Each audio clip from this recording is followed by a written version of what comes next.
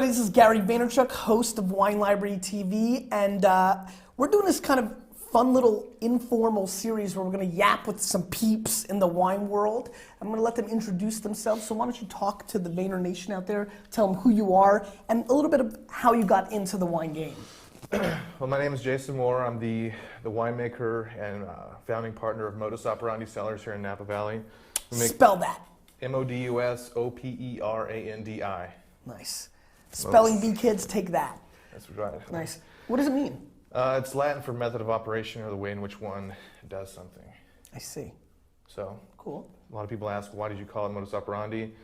Kind of goes back to my story. You know, I'm not a classically trained winemaker. I'm from Dallas originally, moved to Davis. Are you a Cowboys fan? No. Good. I know you. Yeah. Go ahead. So anyways, I moved to Davis to go to Davis. Didn't end up going to Davis because I kind of figured out it was a little too theory-based for me. So plan B was just to meet as many, winemaking mentors as I could. I'm sorry to interrupt. Sure. That's what I do. Mm-hmm. So you did go to Davis to learn to be a winemaker. But I didn't go to Davis. I heard that part, but that was the intention. That was the so intention. you're in take it back a second. All right. You're in Dallas, mm-hmm. and what got you excited about winemaking to make you make that jump? Waiting tables since I was 16. Got it. Fine That's dining all I restaurants. need. Yeah. That's it. That answers everything. Okay. So so I just started kind of gaining winemaking mentors, and I actually found a guy that allowed me to make some wine from his grapes from his vineyard in Napa that he didn't know what to do with, and I just needed to ferment grapes. I didn't care how good or bad they were. Who was that? This guy named Tom Thompson. Nice. He bought this house as an investment property that, like I said, happened to have vines on it. He didn't know what to do, and I happened to be there to ask him, hey, I'm a young guy, I'm studying to be a winemaker, could I come take your second crop? And I just need to ferment grapes. I'll take them to my house in Davis, ferment in my closet in my apartment. Love it. And he ended up giving me his first crop, set me up in his garage, and I did that for a couple of years and kind of connected the theory dots that I'd kind of given myself, because I was reading all the same books that they were, studying from in Davis. And but yeah, so back to the name. Again, people would ask me, how'd you come up with that name? And when I would kick ideas off and ask for knowledge from the different winemakers that I'd friended, it was cool because I kind of have the saying that if you ask 100 different winemakers how do you make wine, you're going to get like 110 different answers. That's right. So, because there's more than one right way to do a lot of things that we do. Was there a mentor? Was there one particular winemaker that really connected those dots for you, or was it just kind of? It was a lot of guys. I mean, Give me a name or two of somebody who you think. Bob Foley. Yeah. Was a guy that I really looked up to. His wines rocked my world for a long time. Did he play his guitar for you? I've seen him play, yeah. Yep. Right. Yeah, it's been a while. That's his move. For sure. But did a harvest at Viadere, did some staging at some other wineries in the valley.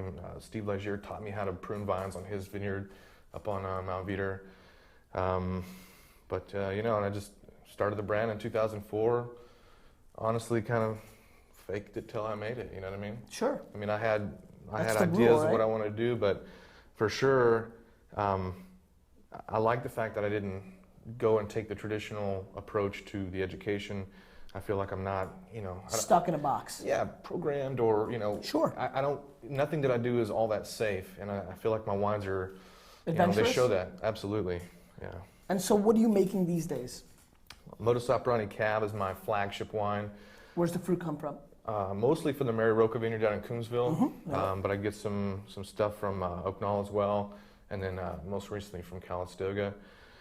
Let's see, my Modus Operandi Sauvignon Blanc from Rutherford. It's organically grown. What makes you want to make Sauvignon Blanc? Because I once famously said on Wine Library TV that every single California wine grower should rip Sauvignon Blanc out of the ground, because I was going through an awful run of maybe 140 Sauvignon Blancs that had no soul, no flavor profile, seemed like they were treated like they were Chardonnay, and pretty much I hated the world of California Sauvignon Blanc.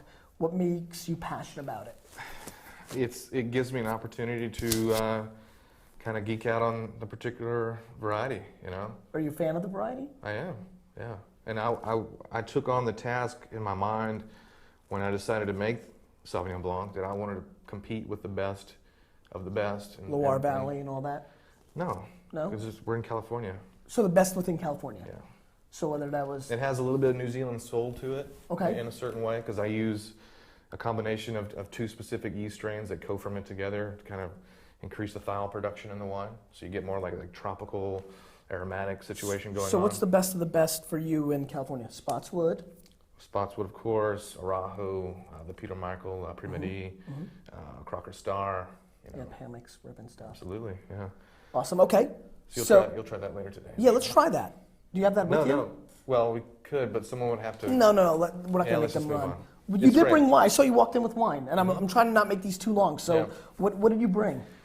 This is my AntithesiS, Modus Operandi AntithesiS. This is probably the wine that...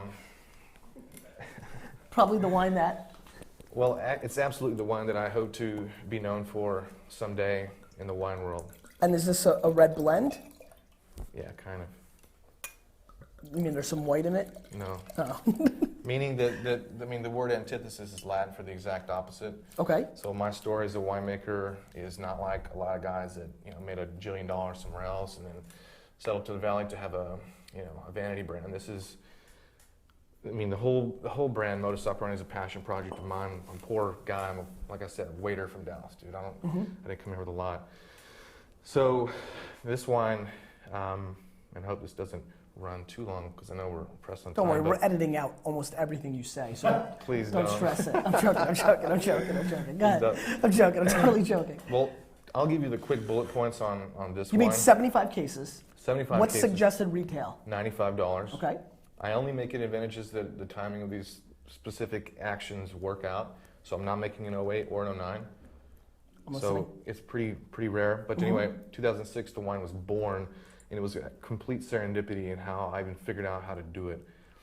Again, meaning the exact opposite. It's not made like any other wine that I've ever heard of in my life. Okay. The closest we get to is like Italy. But anyway, so one of my bins, it was a stuck fermentation, stuck around like 2 bricks. So you got 2 choices as a winemaker, a couple choices. You create a new yeast inoculate, re-inoculate, which is, I don't like to do. I feel like it lowers wine quality. Or one thing I learned from Philippe Melka is that you can basically, if you say you have two tanks that are fermenting around the same time, one sticks and the yeast just give up and they leave sugar in your wine. The other, ferments like a rock star, perfect, right? So you take all the wine from the bin that fermented well, barrel it down, leaving the skins behind. You take the tank that's stuck, and you take all that juice, all that wine, pressed wine and free run, and you pump it into the tank with the good skins. So the yeast that are that's in that tank with the good skins, they're viable, ready to ferment, and the most important thing is they're alcohol acclimatized.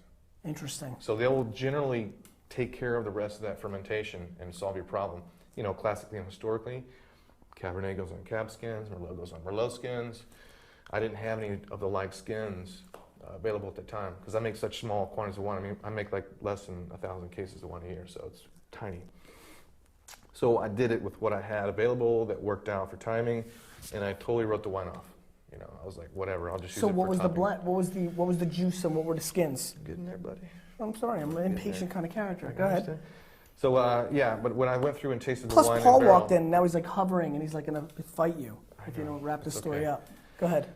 So anyway, the wine turned out to be just blew my mind, and it was so different. It was so not traditional, and it was just good, So I decided that I had this idea in my mind. Oh, I want to do this Bordeaux blend. It'll be my high-priced wine and my really special project.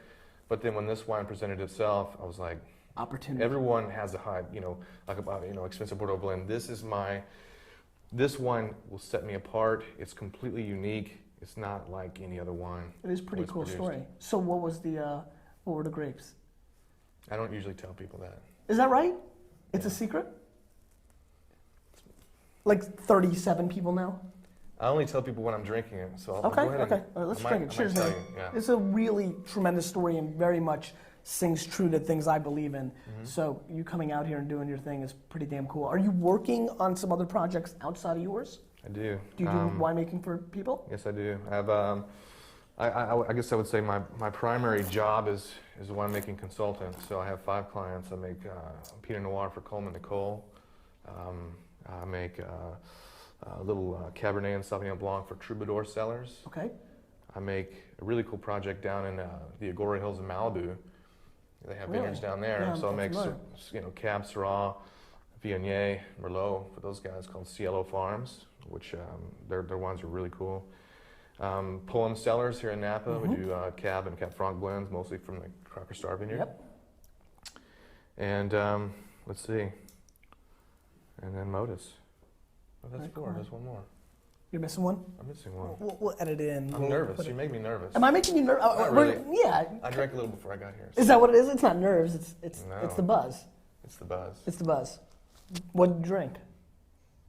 What? What were you drinking? A margarita.